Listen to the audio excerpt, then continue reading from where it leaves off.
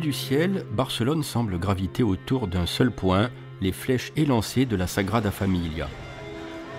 À mesure qu'on s'en approche, impossible de ne pas lever les yeux vers cette forêt de pierre. Depuis 34 ans, Jordi Faoli veille sur ce chantier colossal, héritier direct du génie d'Antoni Gaudí.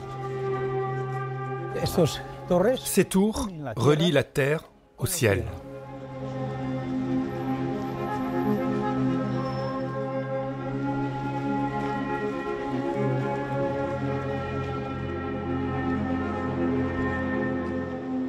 À l'intérieur, on se retrouve dans une église.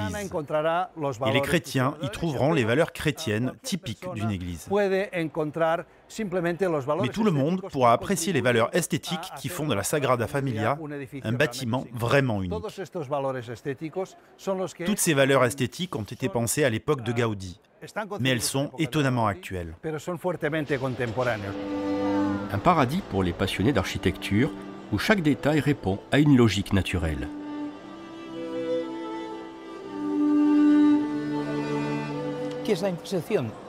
Cette intersection de la base, qui tourne vers la gauche et vers la droite, peut transformer la base, quelle que soit sa forme, en un cercle.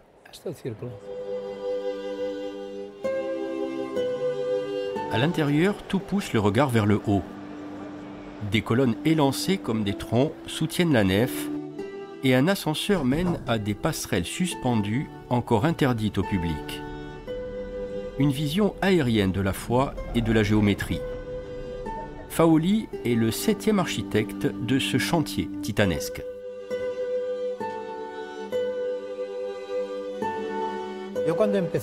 La première fois que je suis entré dans la Sagrada Familia, il n'y avait que ces colonnes, hautes jusqu'ici.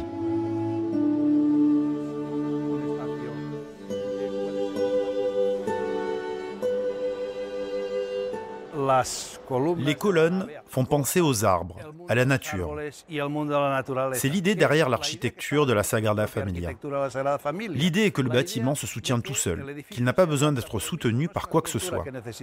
Comme dans la nature, un tronc mince peut soutenir une vaste ramure, un gros feuillage. Lorsque Faoli étudiait l'architecture, Gaudí n'était pas encore un sujet d'enseignement, et le destin s'en est mêlé.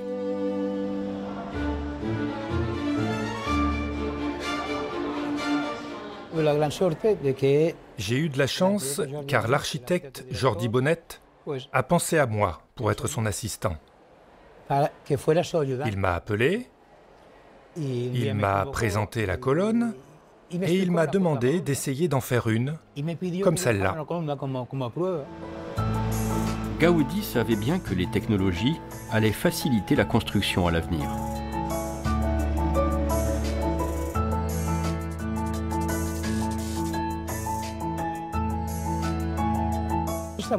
On est en train de réaliser le projet proposé par Gaudí.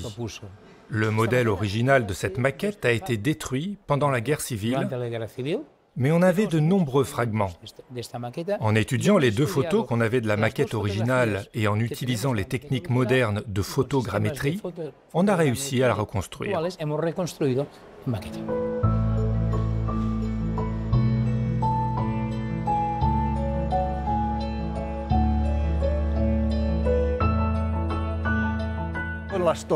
Parmi les tours, la centrale, même si elle est encore en construction, est déjà la plus haute. Elle représente Jésus-Christ avec la croix. La deuxième en hauteur représente la Vierge Marie. Et les 4 autres édifices qui entourent la tour centrale représentent les évangélistes. Au total, il y aura 12 tours sur la façade, dont 8 ont déjà été construites et qui représentent les apôtres.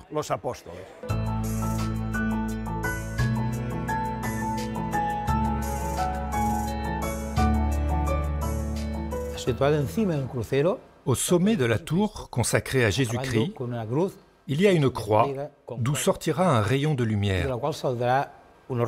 Le Christ, c'est la lumière du monde.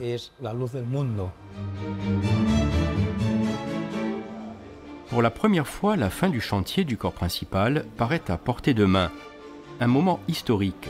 Mais pour ceux qui y ont consacré leur vie, une question se pose. Que deviendra la Sagrada Familia une fois achevée? Je ne sais pas. Je ne sais pas ce que l'avenir nous réserve. Pour l'instant, continuons à avancer ensemble pour que la Sagrada Familia soit enfin terminée. Le projet architectural peut être mené à son terme, mais la Sagrada Familia ne deviendra pas pour autant un monument figé, visité comme une ruine du passé. Je suis sûr que ce bâtiment continuera d'une manière ou d'une autre à susciter le dialogue entre les gens de toutes les cultures. C'est pour ça qu'il est un symbole non pas local, mais universel.